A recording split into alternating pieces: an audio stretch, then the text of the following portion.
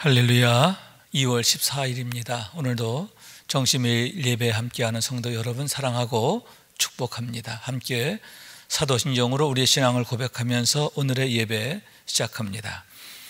전능하사 천지를 만드신 하나님 아버지를 내가 믿사오며 그 외아들 우리 주 예수 그리스도를 믿사오니 이는 성령으로 잉태하사 동정녀 마리아에게 나시고 본디오 빌라도에게 고난을 받으사 십자가에 못 박혀 죽으시고 장사한 지 사흘 만에 죽은 자 가운데서 다시 살아나시며 하늘에 오르사 전능하신 하나님 우편에 앉아 계시다가 저리로서 산자와 죽은 자를 심판하러 오시리라.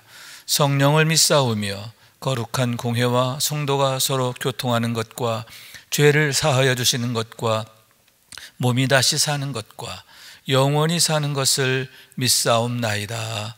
아멘. 함께 찬송하겠습니다. 549장 내 주여 뜻대로 함께 찬송합니다.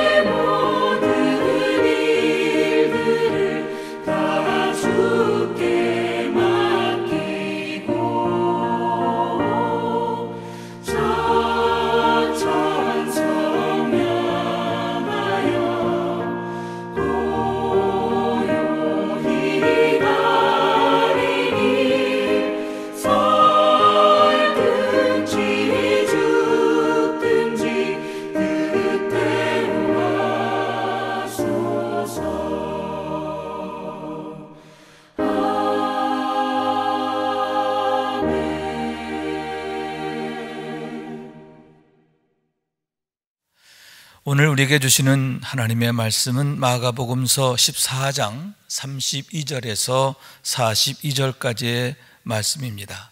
받들어 읽겠습니다. 그들이 겟세마네라 하는 곳에 이름에 예수께서 제자들에게 이르시되 내가 기도할 동안에 너희는 여기 앉아 있으라 하시고 베드로와 야고보와 요한을 데리고 가실새 심히 놀라시며 슬퍼하사 말씀하시되 내 마음이 심히 고민하여 죽게 되었으니 너희는 여기 머물러 깨어 있으라 하시고 조금 나아가사 땅에 엎드려 들 수 있는 대로 이때가 자기에게서 지나가기를 구하여 이르시되 아빠 아버지여 아버지께서는 모든 것이 가능하오니 이 잔을 내게서 옮기시옵소서. 그러나 나의 원대로 마시고 아버지의 원대로 하옵소서 하시고 돌아오사 제자들이 자는 것을 보시고 베드로에게 말씀하시되 시몬아 자느냐 내가 한 시간도 깨어 있을 수 없더냐. 시험에 들지 않게 깨어 있어 기도하라. 마음에는 원이로되 육신이 약하도다 하시고 다시 나아가 동일한 말씀으로 기도하시고 다시 오사 보신즉 그들이 자니 이는 그들의 눈이 심히 피곤함이라. 그들이 예수께 무엇으로 대답할 줄을 알지 못하더라.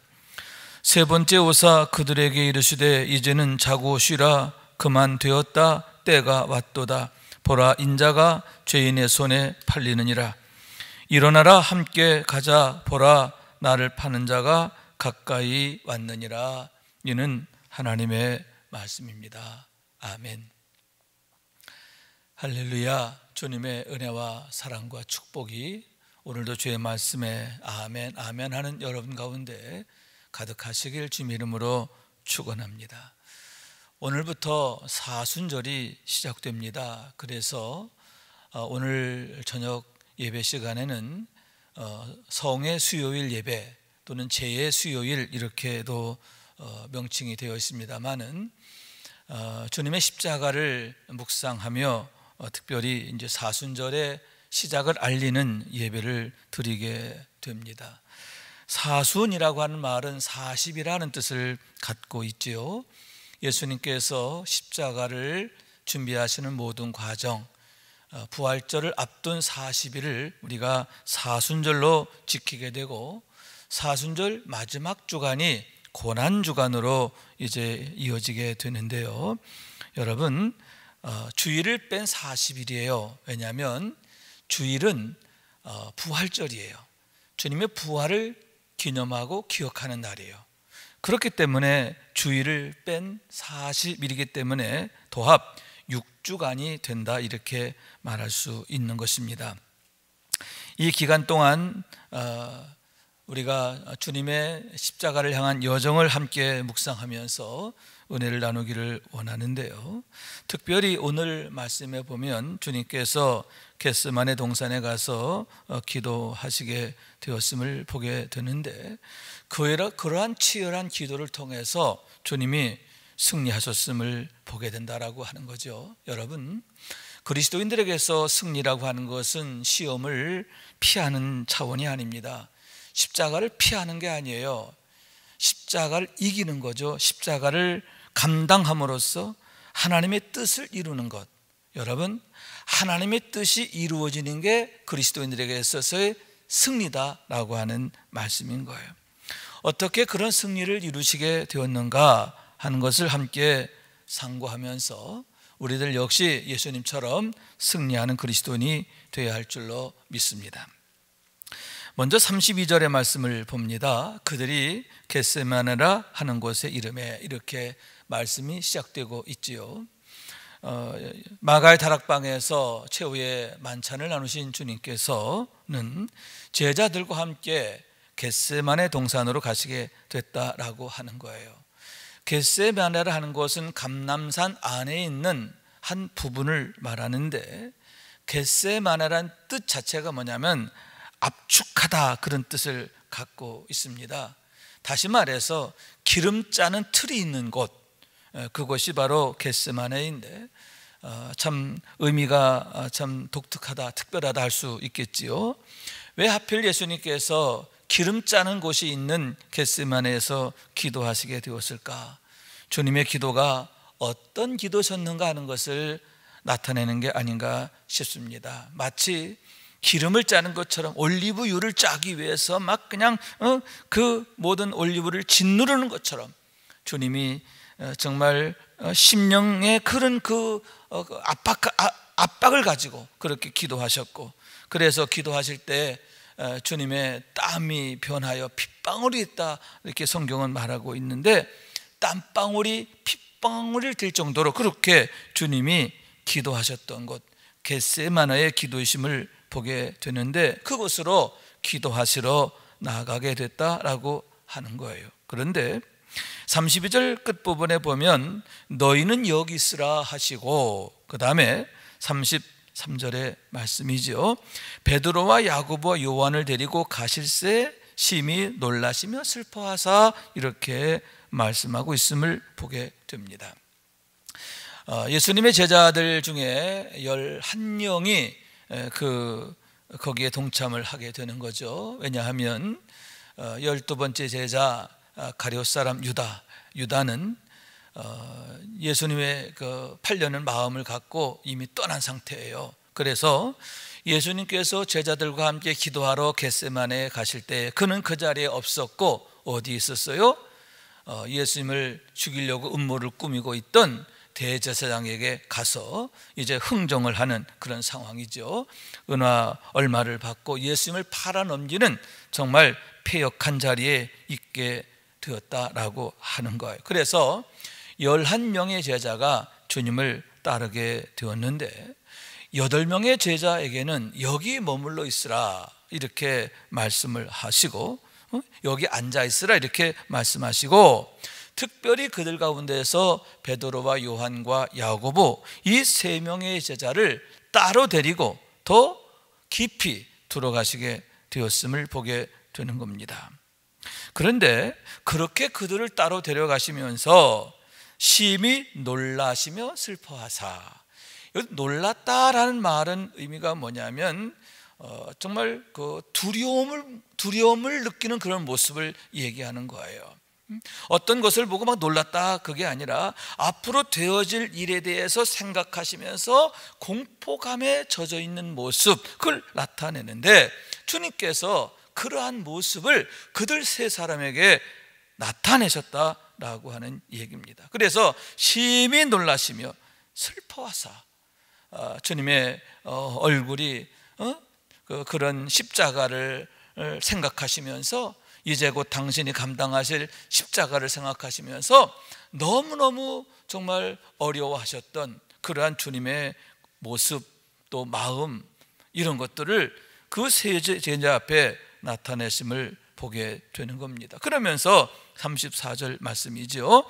내 마음이 심히 고민하여 죽게 되었으니 너희는 여기 머물러 깨어 있으라 하시고, 내 마음이 너무너무 고민이 돼가지고 내가 정말 죽을 지경이다, 얼마나 주님의 마음이 어려우셨는가 하는 것을 그들 3 제자 앞에 나타내셨다라고 하는 말씀인 거죠. 그러면 여러분, 왜 하필 주님께서는 그 3 제자 앞에 당신의 그 어려운 심경을 나타내셨는가 하는데, 2 가지의 목적이 있다, 이렇게 생각할 수가 있는 겁니다. 먼저는 당신의 십자가가 과연 어떤 의미인가 하는 것을 그들이 이해하고 기억하고 또 증거하게 하시기 위함이다 라고 하는 말씀인 거예요. 다시 말해서 당신께서 감당하실 십자가가 뭐냐, 놀라시며 슬퍼하실 그런 일이라는 거예요. 아울러 고민하여 죽게 될 정도의 일이다 라고 하는 말씀인 거죠. 그러면 여러분, 여기서 십자가는 무엇입니까? 죄의 결과잖아요. 죄로 말미암아 실상은 모든 사람이 져야 할 죄값을 나타낸다라고 할 수 있는데, 죄의 실상이 뭐냐, 죄로 인하여 겪게 될 그 화가 뭐냐, 그것을 나타내는 것이다 라고 하는 말씀인 거예요. 하나님의 심판을 받고 지옥불에 던져진다고 하는 게 과연 무엇인가 하는 것을 주님께서는 십자가를 통해서 나타내시고, 또 그런 죄의 문제, 죄의 결과, 또 지옥의 문제, 심판의 문제, 이것의 그 실상을 그렇게 놀라심으로 슬퍼하심으로 고민하심으로 제자들에게 나타내셨다라고 하는 거죠. 여러분, 십자가는 바로 그런 것입니다. 왜 그러면 죄의 이런 실상에 대해서 이렇게 나타내시고 보여주셨느냐? 여러분, 그렇기 때문에 우리가 반드시 구원받아야 하는 줄로 믿습니다. 오죽하면 하나님께서 당신의 독생자를 십자가의 대속의 제물이 되게 하시고 천하 만민을 구원하셨느냐. 그리고 한 영혼이라도 더 구원하시기 위하여 그렇게 예수님께서는 천국 복음을 전하셨고 제자들에게 성령을 부어주시면서 땅끝까지 이르러 내 증인 되라 하셨느냐. 그 이유가 바로 거기에 있음을 보게 되는 거죠. 여러분, 우리가 반드시 구원받아야 하기 때문인 줄로 믿습니다. 구원받지 못하는 게 얼마나 끔찍하고 무서운 것인가 하는 것을 우리가 기억해야 한다라고 하는 말씀인 거예요. 날마다 우리가 받은 구원이 얼마나 정말 감사한 것인가 늘 생각하며 정말 십자가의 은혜를 우리가 기억해야 할 줄로 믿습니다. 감사해야 할 줄로 믿습니다. 아울러 여러분, 우리가 받은 은혜, 그것처럼 우리 이웃들도 그런 은혜에 동참하게 되기를 원하는 거죠. 우리 이웃들도 역시 우리처럼 구원받아서 이런 화를 면하고 그리고 하나님의 은혜와 축복에 함께 동참해야 할 줄로 믿습니다. 이를 위해서 이웃을 위해서 기도하고 또 복음 전하는 일 우리가 게을리하지 않아야 할 줄로 믿습니다. 자, 이렇게 십자가의 의미, 다시 말해서 죄의 실상, 죄의 문제, 그것을 일깨워 주시고 또 우리에게 구원이 얼마나 정말 중요하고 복된 것인가, 왜 우리가 반드시 구원받아야 하는가, 왜 예수를 믿어야 하는가, 그 이유를 보여주시기 위함이라는 거죠. 두 번째는 뭐냐 하면은 38절의 말씀인데요, 시험에 들지 않도록 깨어있어 기도하라 하신 주님의 말씀이에요. 시험에 들지 않게 하시기 위해서. 그래서 제자들에게 뭐라고 말씀하셨어요? 여기 머물러 깨어있으라 하셨는데, 머물러 깨어있으라는 말씀의 의미가 뭐냐? 시험에 들지 않도록 깨어있어 기도하라는 거예요. 그냥 깨어있으라는 얘기가 아니라, 여기 머물러 있으라는 얘기가 아니라 머물러 있으면서 간절히 하나님 앞에 기도해야 한다라고 하는 말씀인 거예요. 그러면서 당신께서 친히 기도의 모범을 보여주셨는데, 어떻게 기도해야 하느냐라고 하는 것, 얼만큼 기도해야 하느냐, 그것을 주님께서 친히 보여주셨음을 보게 된다라고 하는 얘기인 거죠. 먼저 어떻게 기도하십니까? 35절의 말씀 보니까 조금 나아가사 땅에 엎드리는 기도. 여러분, 보통 유대인들은 서서 기도했어요. 서서 이렇게 두 손 들고 하나님 앞에 기도했습니다. 그런데 주님은 무릎 꿇는 정도도 아니에요. 엎드려서. 마태복음, 마가복음, 누가복음, 이 모든 복음서를 다 종합해 보면 이렇게 생각하면 돼요. 무릎을 꿇고 그런 상태에서 엎드린 자세, 정말 아주 가장 낮은 자세, 가장 간절함으로 하나님 앞에 나아가는 그런 주님의 모습을 보게 되는데, 우리가 하나님 앞에 어떻게 기도해야 하느냐, 기도의 자세를 우리에게 보여주시는 거예요. 여러분, 이러한 겸비함으로 또 간절함으로 하나님 앞에 나아가야 할 줄로 믿습니다. 두 번째는 여러분, 역시 35절 말씀인데, 될 수 있는 대로 이 때가 자기에게서 지나가기를 구하여. 될 수 있는 대로 이 때가 자기에게 지나가기를 구하여. 여러분, 이 때가 지나가기를 원했다고 했는데, 십자가에 대해서 당신이 앞으로 겪으실 그 고난의 문제, 또 그 앞에서 당신이 그 어려운 마음, 주님 앞에 솔직히 고백하고 있는 것을 보게 되죠. 주님의 기도는 매우 구체적이었고요, 또 그리고 사실적이었다는 거예요. 중언부언하지 않았어요. 명확한 겁니다. 자신의 문제를 정확하게 고백하면서 주님께 도우심을 구하고 있는 그러한 주님의 기도를 보게 되는 거죠. 육체의 연약함을 그대로 고백하는 거예요. 그렇습니다. 여러분, 예수는 우리와 똑같은 육체를 갖고 계셨어요. 그렇기 때문에 주님께서도 시장하셨고요, 피곤하셨고요, 그렇단 말이죠. 우리가 똑같은 몸을 갖고 계신 거예요. 그렇기 때문에 주님께서 십자가에서 겪게 되시는 고통은 우리가 느끼는 것과 똑같은 거예요. 그렇기 때문에 주님께서도 될 수 있다면 이 산을 내게서 옮겨달라고 그렇게 하나님 앞에 매달리게 되었음을 보게 되는 거죠. 여러분, 주님의 기도는 구체적인 기도예요. 자기 자신 있는 그대로 고백하는 그런 기도임을 보게 되는데, 그렇습니다. 우리의 기도가 중언부언하면 안 돼요. 구체적이어야 하고요. 그리고 솔직해야 돼요. 솔직하게 힘들면 힘들다, 어려우면 어렵다, 잘 모르겠으면 잘 모르겠다, 하나님 앞에 고백하면서 도우심을 구해야 할 줄로 믿습니다. 그러면서 세 번째, 여기서 우리가 명심할 게 뭐냐, 36절 말씀인데요. 이르시되 아빠 아버지여 하고 기도하는 거죠. 하나님 앞에 기도하실 때에 전능하신 하나님, 나의 주인님 이렇게 하지 않고 아빠 아버지요. 이게 아빠라고 하는 말은 아버지를 좀 더 친근하게 부르는 그런 것을 의미하는데, 여러분, 하나님께 기도하는데 하나님이 나의 아버지심을 고백하는 그런 믿음으로 기도한다는 거죠. 여러분, 우리의 기도가 어떤 기도가 되어야 하느냐 하는데, 믿음의 기도가 되는데, 어떤 믿음이냐, 하나님이 나의 아버지가 되신다라고 하는 믿음인 거예요. 여러분, 하나님은 나의 아버지시기 때문에 내가 생각하는 나보다, 내가 원하는 것보다 하나님이 더 나를 복되게 하시기를 원하신 줄로 믿습니다. 하나님이 왜 우리에게 대하여 신실하시고 그리고 선하실 수밖에 없느냐? 왜 하나님 우리에게 항상 가장 좋은 것 주기를 원하시느냐? 우리 아버지시기 때문이다, 그런 얘기죠. 그렇기 때문에 여러분, 주님의 네 번째, 내 원대로 마옵시고 아버지 원대로 되기를 원하나이다, 이게 뭐예요? 나의 아버지가 되심을 내가 믿기 때문에 아버지의 뜻은 반드시 선하다라고 하는 신뢰예요.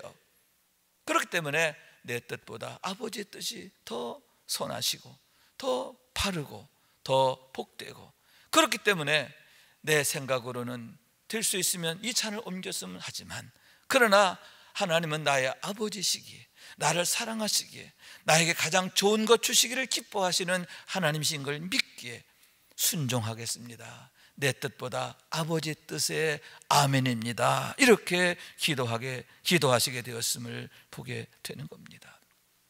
그러면서 중요한 교훈을 우리에게 보여주시는데 뭐냐, 여러분, 주님이 이렇게 기도하심으로 승리하시잖아요. 마찬가지입니다. 기도하지 않으면 실패해요.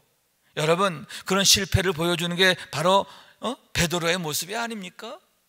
주님께서 나와 함께 깨어있으라 그렇게 말씀하셨지만 그가 기도할 시간에 잠들잖아요. 기도하지 않잖아요. 어떻게 됩니까? 여러분, 그렇게 주님을 부인하는 그런 불행한 실패를 하게 되잖아요. 여러분, 그렇습니다. 우리가 기도해야 할 때 기도하지 않으면 시험을 이길 수가 없어요. 그러나 기도하면 하나님이 도와주시고 여러분, 시험을 이기게 되는 것을 믿으시기 바랍니다.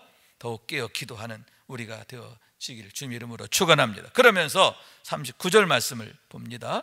다시 나아가 동일한 말씀으로 기도하시고, 자, 주님이 한 번만 기도하신 게 아니에요. 같은 내용의 기도를 거듭해서 기도하시게 됐다라고 하는 얘기죠. 무슨 얘기냐, 여러분, 내 마음에 아버지 뜻대로 되기를 원합니다, 이렇게 기도했지만 역시 또다시 마음이 흔들리는 거죠. 왜?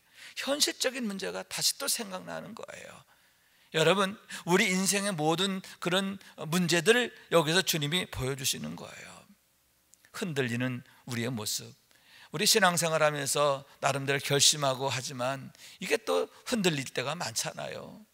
그것을 주님께서 우리에게 보여주시는 거예요. 그러면 어떻게 해야 되느냐? 거듭 기도해야 된다는 거예요. 기도하고 또 기도해야 된다는 거예요. 아멘.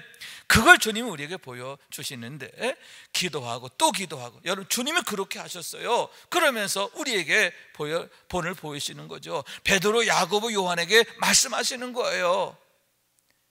결심했어도 흔들릴 수 있다. 그러나 또 기도하고, 그럴 때마다 또 기도하고 또 기도하고, 그러다 보면 하나님께서 힘주시고 감당하게 된다. 성령 충만해서 감당하게 된다, 이렇게 말씀하시는 것을 보게 되는 거예요. 그렇습니다. 여러분, 기도하고 또 기도합시다. 그래서 더욱 하나님의 능력을 힘입고 믿음으로 승리하는 우리 모두가 될 수 있기를 원합니다. 자, 그런데 여러분 37절 말씀 봅니다.